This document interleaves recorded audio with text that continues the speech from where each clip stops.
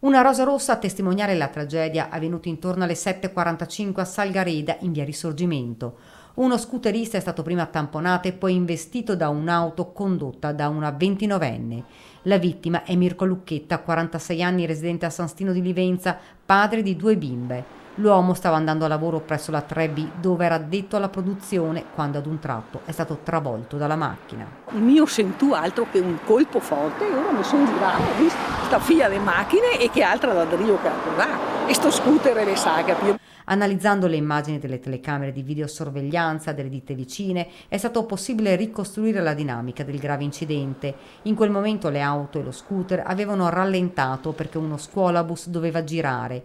La vettura condotta dalla 29enne non andava a forte velocità ma non si è accorta della coda ed ha tamponato lo scooter.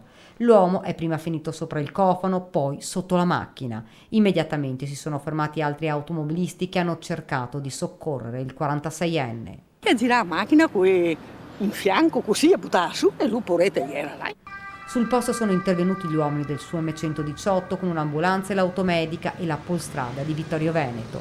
Purtroppo per Mirko Lucchetta non c'è stato nulla da fare.